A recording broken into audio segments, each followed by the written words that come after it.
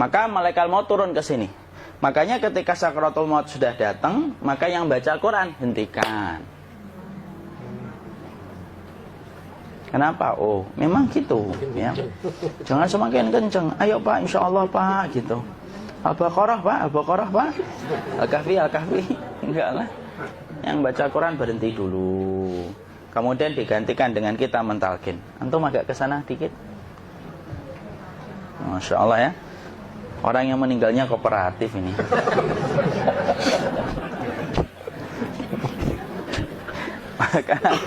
maka agak kesini ya. Maka disunahkan kita untuk mentalkinnya. Nanti ketika mentalkin jangan terlalu sering, jangan terlalu membebani. Jangan terlalu sering itu la ilaha illallah, la ilaha illallah. Enggak gitulah. Berat nanti dia ngerasakan. Di situ Imam Qurtubi juga menyampaikan, jangan terlalu sering karena itu memberatkan dadanya. Jadi ketika mentalkin, saya sampaikan, boleh diganti atau enggak Ustadz? Enggaklah, talkin itu ibadah. Ibadah itu tauqifiyah. Tauqifiyah itu enggak usah diganti.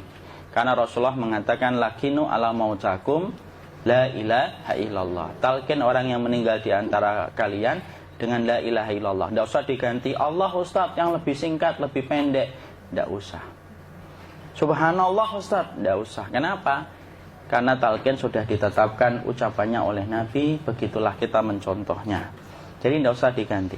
Cara mentalqin, jadi kalau keadaan sudah tenang, tolong kalau sudah sakaratul maut jangan ditinggalkan.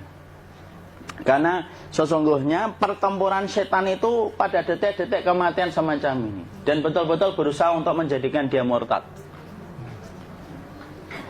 Nanti makanya di situ di buku nanti dibahas kan, pertempuran setan itu sampai detik-detik orang mau mati itu sudah ayo kufur, murtad aja tuh, kamu sakit kan? Nah, itu kayak gitu. Makanya jangan ditinggal. Capek gitu kok nggak meninggal gitu ya. Udah gantian mas. Dan jangan kemudian meninggalkannya. Mangkat dulu gitu. Tidaklah, janganlah. Terus ditampingi terus. Kalau bisa ya sudahlah, berikan waktunya kita untuk sementara waktu itu betul-betul berkhidmah kepada orang yang kita cintai terakhir kalinya. Cara kita kemudian mentalkin adalah, yaitu adalah di sebelah kanannya la ilaha illallah. Biarkan dia mencerna dulu, tidak usah buru-buru kemudian kita langsung nimpali lagi. Dia mencerna dulu sembari kita doakan, peluk, ya Allah dimudahkan gitu. Kalau ada orang yang bisa ngucapin la ilaha illallah itu siapa yang memberikan itu Ustaz? Yang memberikan kekuatan Allah Pak. Karena ngomong aduh aja sudah tidak mampu. Makanya Allah berfirman dalam surat Ibrahim, yusabbitullahu alladhina amanu bil qawli tsabit fil hayatid dunya wa fil akhirah. Allah teguhkan perkataan orang yang beriman dalam kehidupan dunia dan akhirat. Dunia itu ya ketika menjelang kematiannya. Makanya dia bisa ngomong la ilaha illallah. Sebenarnya ngomong aduh aja udah gak mampu. Kalau bisa ngomong, dia pasti ngomong aduhnya dulu. Tapi Allah yang menggerakkan. Ngomong la ilaha illallah. Makanya mangkana akhiru kalamihi la ilaha illallah dakhalal jannah. Barang siapa akhir kalamnya itu adalah la ilaha illallah, pasti masuk surga.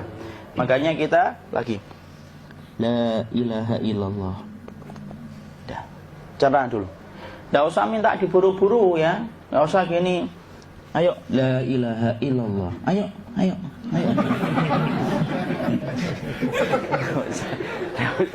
Enggak usah gitu.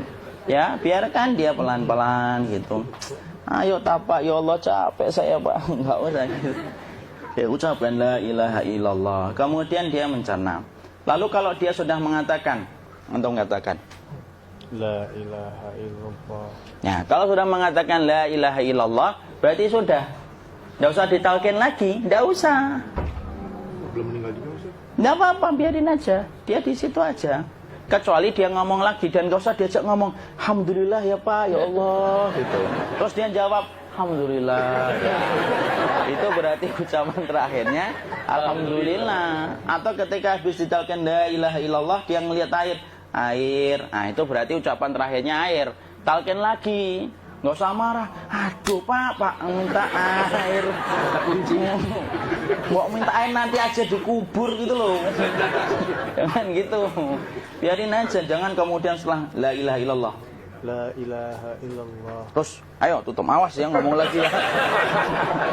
Nggak usah gitu juga. Maka kemudian setelah la ilaha illallah sudah, nggak usah diajak ngomong gitu. Terus kemudian nggak usah ada anaknya perempuan, ya Allah Pak, sudah bisa ngomong la ilaha illallah, usah gitu. Cukup dalam hati alhamdulillah gitu. Diam kita dengerin gitu. Disitulah nanti biasanya detik-detik dia terakhir. Dia nanti ngeliat di sini Pak, prosesnya itu nanti kaki langsung sebagian jempol dingin dia. Kaki, telapak kakinya langsung kalau kita geningkan dingin kayak kaki yang kena AC langsung. Kemudian dia langsung ningkup gini, dikit dia, mulai kaku dia. Atau kalau enggak, gini dia. Langsung kayak jatuh, kayak kepala nanti yang paling terakhir. Kepala itu pasti ada gerakannya Pak, ini meninggal itu. Pasti gitu. Pasti gitu. Karena apa? Sudah tidak ada beban ruh yang menahannya. Ya, cabut ya, set pelan, maka kemudian malaikat itu. Tapi tetap sakit lah. Walaupun dikatakan ringan, tetap sakit. Maka kemudian sakit gitu. Set ngelewatin sini. Jantung kemudian sudah tidak berfungsi. Kemudian ginjal Pak, ngelewatin ginjal tidak berfungsi. Bapak bayangkan kan, kalau yang pernah sakit batu ginjal Pak, sepakat nggak kalau kita batu ginjal itu sakitnya luar biasa Pak? Itu baru titik batu kecil di ginjal. Kita bisa bayangkan tiba-tiba ginjal tidak berfungsi. Sakitnya kayak apa Pak? Tiba-tiba ginjal nggak berfungsi, pankreas naik, kemudian tek jantung. Jantung ini dia masih hidup dia, di sininya masih hidup walaupun jantungnya sudah berhenti. Naik. Kemudian mata, dia ngelewatin mata. Organ tubuh yang paling setia sama ruh itu mata. Maka kemudian mata dia ngelihat dia, set. Ngelihat set keluarnya, set naik dia. Ya, dilihat ini sama dia.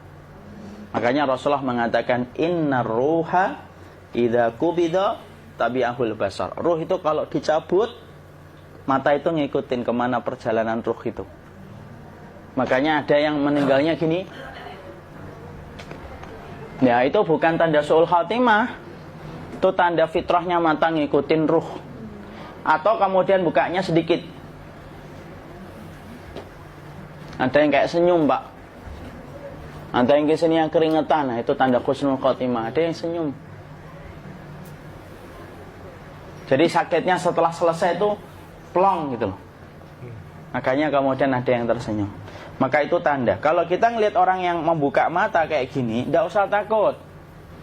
Cepat-cepat kemudian kita nanti tutup. Biasanya kalau terlalu lama, itulah yang menjadikan ini tidak bisa ditutup. Makanya harus pakai kapas akhirnya. Karena apa? Karena pas meninggal nggak langsung ditutup. Biasanya karena perawat takut, dokternya juga nggak tahu itu, dibiarin itu. Makanya ada beberapa mata yang ditutup pakai tensoplas kan? Sebenarnya kalau langsung bisa nutup dia, fitrahnya nutup mata itu. Jadi kemudian kita baca Allahumma firlahu warhamhu wa'afihi wa'fuanhu atau bismillah wassalatu wassalamu ala rasulillah, tutup. Bismillah. Tidak usah takut. Kecuali buka lagi ya, ini baru kita kabur bareng. Kalau buka lagi Pak, Insya Allah Pak, ya Allah ya kita kabur bareng-bareng Pak. Diusap Pak, diusap gini. Enggak disenggol gini enggak. Begini kan, sudah meninggal dunia. Tangan boleh begini, boleh diluruskan, tidak ada ketentuannya. Boleh gini, boleh kemudian lurus. Tidak usah disalahin kalau ada yang lurus. Lu itu tangannya gimana sih? Posisikan kayak sholat. Tidak ada perintah kayak gitu. Jadi kemudian dikondisikan saja. Terus maka kemudian dipijit-pijit, akiknya dikeluarin. Kemudian jamnya dilepas, gigi palsunya dilepas kalau ada. Ya. Kemudian apa setelah itu? Coba buku.